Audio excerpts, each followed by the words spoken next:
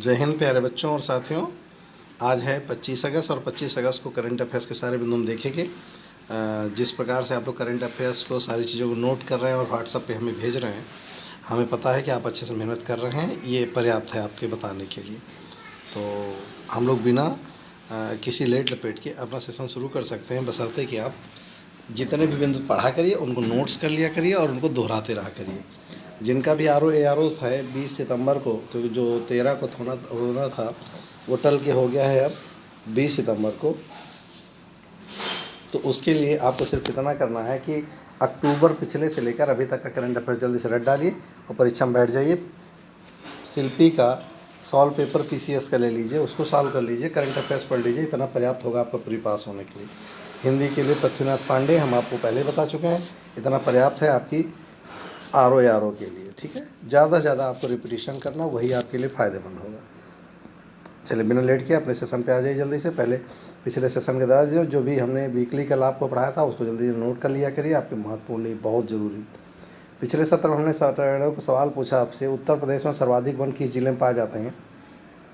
तो किसी ने सोनभद्र कहा, किसी ने मिर्ज़ापुर कहा, किसी ने लखीमपुर खीरी कहा, किसी सीतापुर कहा। तो आप ध्यान रखिएगा, सर्वाधिक वन तो लखीमपुर खीरी में पाए जाते हैं, लेकिन सर्वाधिक प्रतिशतता में वन पाए जाते हैं सोनभद्र में। इसे दोनों चीज़ को अलग अलग डिनोटेशन करेंगे। ठीक, चलिए बिना लेट किए अपना सेशन पे आते हैं। इनको पहचाने जल्दी से।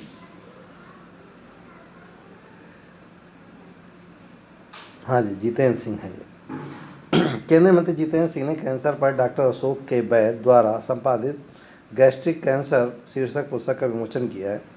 इस पुस्तक को ऑन्कोलॉजी पर आयोजित 3 दिवसीय वर्चुअली सम्मेलन के दौरान एक विशेष सत्र के दौरान लॉन्च किया गया है। यह पुस्तक स्प्रिंगर हेल्थ केयर एजुकेशन द्वारा प्रकाशित की गई।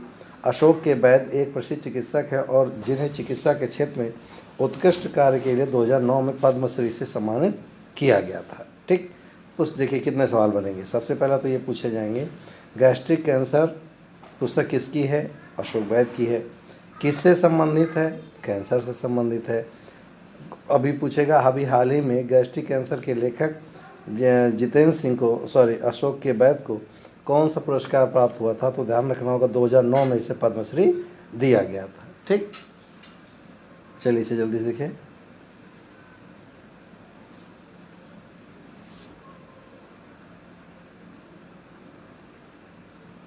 पर्यटन मंत्रालय ने महिला सशक्तिकरण के प्रमुख उद्देश्य के लिए travel agents association of India that is TAAI और FICCI ladies organisation that is FLO के साथ एक औपचारिक समझौता ज्ञापन पर that is MoU memorandum of understanding के साथ एक औपचारिक समझौता ज्ञापन पर हस्ताक्षर किए। हस्ताक्षरित समझौता ज्ञापन एफएलओ और टीएएआई व्यक्तिगत और आतिथ्य कौशल, यानी कि जो लोगों को ट्रेनिंग देने आएंगे वे लोग गेस्ट फैकल्टी के रूप में होंगे। ठीक, एक अधिक लचीला कार्य संतुलन और बहुत कम पूंजी के साथ उद्यमिता के लिए अधिक विकल्पों को प्रदान करने पर ध्यान केंद्रित क्वेश्चन करेगा। अब इसको देखिए क्वेश्चन कैसे बनेगा वो देखिए। अभी आपसे पूछेगा, पर्यटन मंत्रालय द्वारा किन 2 संस्थाओं ने मिलकर एक एमओयू जारी किया है? तो आपका जवाब होगा travel agents association of India और फिक्की लेडीज ऑर्गेनाइजेशन। इन्होंने औपचारिक रूप से एक समझौता ज्ञापन किया है। काम क्या है? ताकि ज़्यादा से ज़्यादा पूंजी को लोगों तक पहुंचाकर और उनकी इफिशियंसी क्या की जाए, बढ़ाई जाए। ठीक, अगला देखिए, भारतीय मानक ब्यूरो। आपने देखा होगा बाल्टी में वस्तुओं में ISI लिखा रहता ना, दैट इज़ द बेसिक। केंद्रीय उपभोक्ता मामले, खाद्य और सार्वजनिक वितरण मंत्री रामविलास पासवान द्वारा ज्वेलर्स के पंजीकरण और नवीनीकरण यानी registration and renewal of jewellers की एक ऑनलाइन प्रणाली को वर्चुअली शुरू किया है। मंत्री ने अशेइंग और हॉलमार्किंग केंद्रों की मान्यता और नवीकरण की ऑनलाइन प्रणाली भी शुरू की है। इन प्रणालियों से ज्वेलर्स और उद्यमियों के लिए कारोबार करने में आसानी होगी। और सवाल होगा कि कैसे सवाल बनेगा। तो अभी हाल में कहेगा कि रामविलास पासवान जी ने अभी किस एक संस्था की अनावरण किया है या प्रारंभ किया है? तो आपको जवाब देना होगा ज्वेलर्स के पंजीकरण और नवीनीकरण से संबंधित। ठीक, आपको अच्छे से पता है 2022 के बाद कोई भी आभूषण आप मार्केट से खरीदेंगे तो हॉलमार्क लगा ही मिलेगा आपको। अदरवाइज आप मार्केट में बेच नहीं सकते। अच्छा, हॉलमार्क लगने से फ़ायदा क्या है?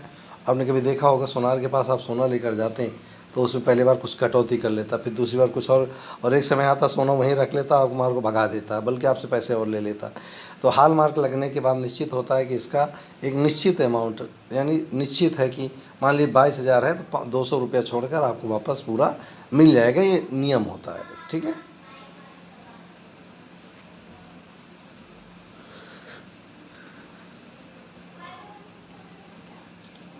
दक्षिण अफ्रीका के महान ऑलराउंडर जैक्स कॉलिंस, पाकिस्तान के महान बल्लेबाज जहीर अब्बास और पुणे में जन्मे पूर्व ऑस्ट्रेलियाई कप्तान लिसा स्टालकेरकर को एक वर्चुअल समारोह में अंतर्राष्ट्रीय क्रिकेट परिषद के हॉल ऑफ फेम में शामिल किया गया है। ठीक।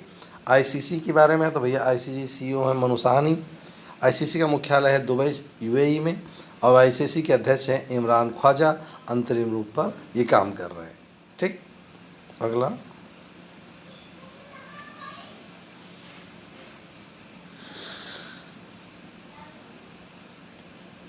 केंद्रीय जनजातीय मामलों के मंत्री अर्जुन मुंडा द्वारा ट्राइब्स इंडिया शोरूम का उद्घाटन किया गया। नोट करेंगे, ये पेपर में आएगा, ट्राइब्स इंडिया शोरूम कहाँ शुरू किया गया।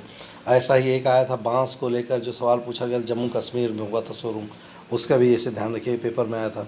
शोरूम का उद्घाटन LIC western zonal office fort के इंडियन ग्लोब चैम्बर्स में किया गया।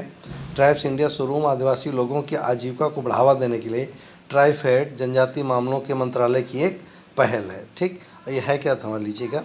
ट्राइब्स इंडिया शोरूम में जो जनजातीय लोगों द्वारा उत्पादित खाद्य हैं, बहुत सारी लकड़ी के उत्पाद हैं, उनको अंतर्राष्ट्रीय मार्केट उपलब्ध कराया जाए ताकि उनकी आजीविका के साधन बढ़ सकें, उसके लिए ये समझौता किया गया है।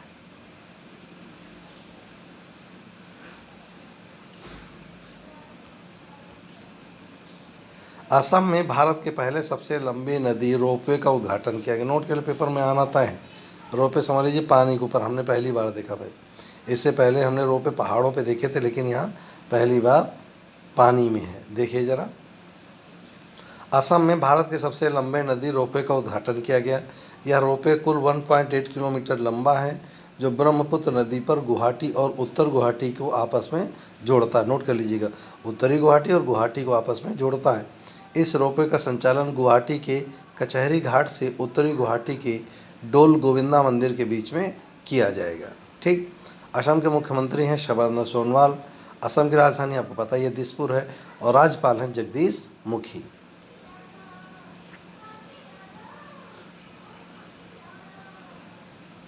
यस। एक्सिस बैंक द्वारा गिग ए अपॉर्चुनिटीज़ नामक एक नई पहल शुरू की गई है। इस पहल का उद्देश्य कुशल प्रतिभाओं को आकर्षित करना है, जो देश में कहीं से भी अथवा दूर दराज से बैठे बैंक के साथ काम कर सके। अब चलिए भैया, बात एक्सिस बैंक की है, ज़रा देखते हैं। MD और CEO हैं अमिताभ चौधरी। मुख्यालय है महाराष्ट्र में। स्थापना हुई थी 1993। कहाँ पर? अहमदाबाद, गुजरात।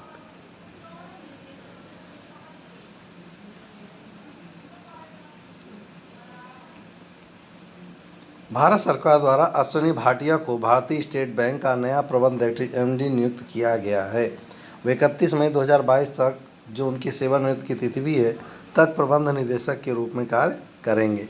तो भैया रजनीश कुमार का स्थान किसने ले लिया है? तो ये ले लिया है अश्विनी भाटिया ने। भारतीय स्टेट बैंक के अध्यक्ष हैं रजनीश कुमार। ठीक। और मुख्यालय कहाँ पर है? मुंबई। स्थापना हुई थी 1 जुलाई 1955 को।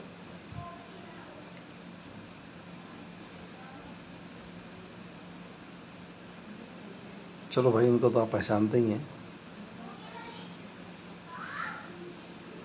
केंद्रीय सड़क परिवहन और राजमार्ग मंत्री नितिन गडकरी ने राष्ट्रीय राजमार्गों पर वृक्षारोपण की निगरानी के लिए हरित पथ, देखिए आपकी परीक्षा के लिए प्रश्न बन जाएगा, हरित पथ ग्रीनवे नाम से एक मोबाइल ऐप लॉन्च किया है। इस पहल के तहत NHA national highway authority of India ने 21 जुलाई से 15 अगस्त 2020 के बीच राष्ट्रीय राजमार्गों के विस्तार के साथ 25 दिनों में 25 लाख से अधिक पौधे लगाए हैं। ठीक। Chetan Bhagat, one arranged marriage, ये उनकी किताब है। चेतन भगत द्वारा लिखित वन अरेंजर्ड मर्डर, नोट करेंगे, वन अरेंजर्ड मर्डर नामक पुस्तक का विमोचन 28 सितंबर 2020 को दुनिया भर में किया गया। फिक्शन बुक एक अरेंज मैरिज की पृष्ठभूमि में एक मर्डर मिस्ट्री का चित्रण करती है। पुस्तक वेस्टलैंड पब्लिकेशन लिमिटेड द्वारा प्रकाशित की जाएगी। यह लेखक की 9वीं नोबेल और कुल मिलाकर 11वीं पुस्तक है। इससे पहले उनकी पुस्तक द गर्ल इन रूम 105 थी। आपको अच्छे से पता है, इन्हीं की पिक्चर पर आप जो 3 इडियट पिक्चर देखते हैं वो 5 पॉइंट संबंध पर बनाई गई थी।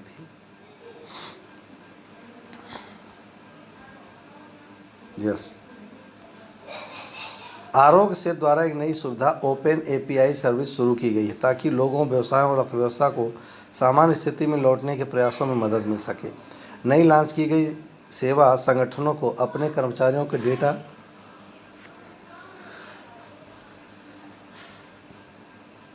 गोपनीयता का उल्लंघन किए बिना उनके स्वास्थ्य स्थिति के साथ साथ किसी अन्य आरोग्य सेतु उपयोगकर्ता के बारे में जानने में मदद मिलेगी। अब ये समझ लीजिए क्या है ओपन एपीआई सर्विस का मतलब होता है कि मान लीजिए आप कहीं जॉब कर रहे हैं और आप आरोग्य सेतु डाउनलोड कर रखे, तो जहाँ पर आप जॉब कर रहे थे वो आपकी आइडेंटिटी से आपको आइडेंटिफाई कर लेगा कि आप इस समय कहाँ हैं, और अगर आवश्यकता होगी तो आपसे कांटेक्ट कर लेगा।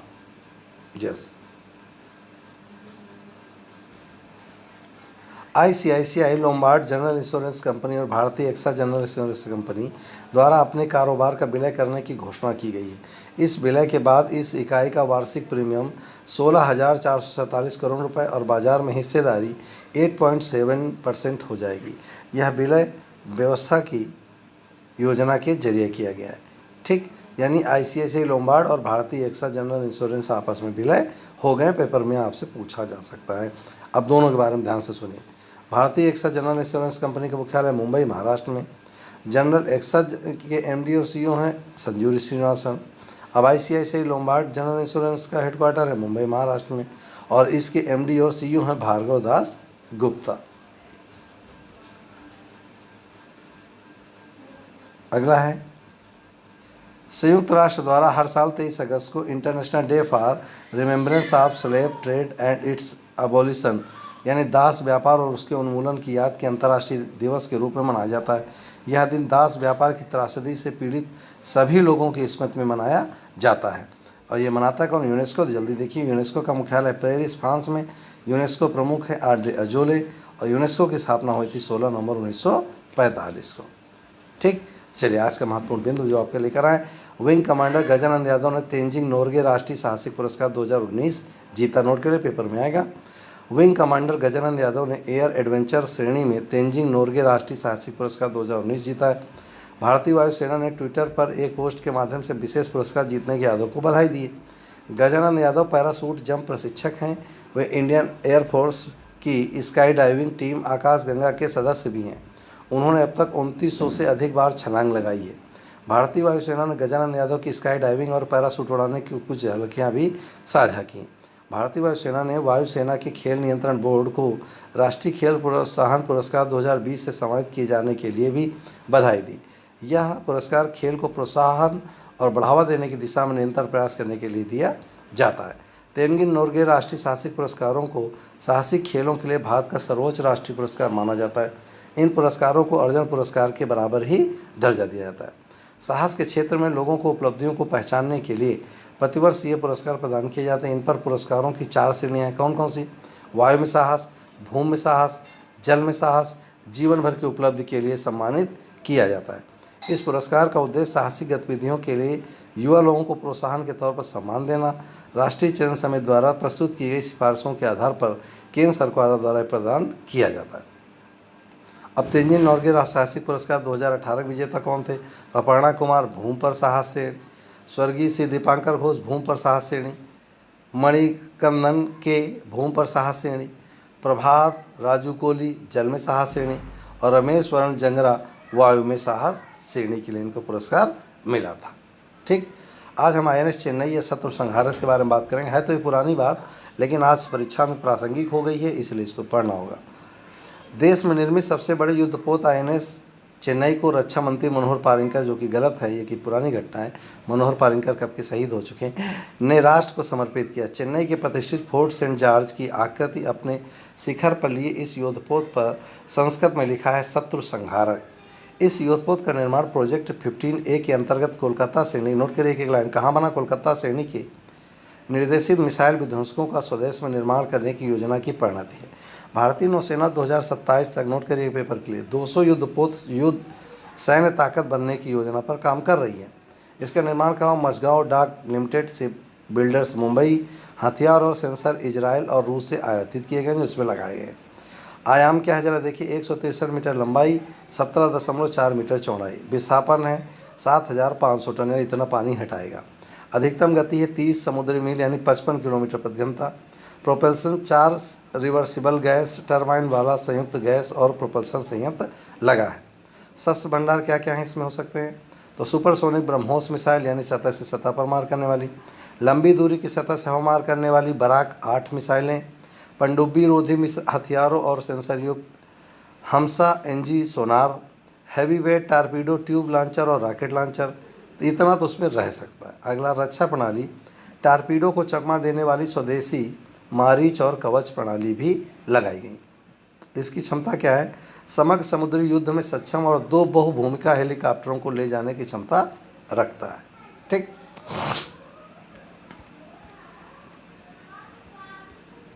चलिए आज के लिए अभ्यास का प्रश्न जल्दी से जवाब दीजिए। हाल ही में कांग्रेस का नवीन अध्यक्ष के रूप में किसे नियुक्त किया गया है, तो कांग्रेस का नया अध्यक्ष कल ही नियुक्त किया, जल्दी बताइए कौन नियुक्त किया गया है। सोनिया गांधी, राहुल गांधी, प्रियंका गांधी, गुलाम नबी आज़ाद, आपको बताना है भैया पैतृक रूप से कौन है। चलिए आज के लिए हमारा सेशन ये था। उम्मीद है आप अच्छे से पढ़े होंगे, अच्छे से नोट्स बनाए होंगे, अच्छे से तैयारी करते जाएंगे ताकि आने वाली परीक्षाओं में आपको अरे हम कर सकते थे, कर नहीं पाए, ये ना कहना पड़े। ठीक है, आज फिर इतना ही, मिलते हैं नेक्स्ट वीडियो में नई उम्मीद के साथ, नए जोश के साथ। फिलहाल जय हिंद।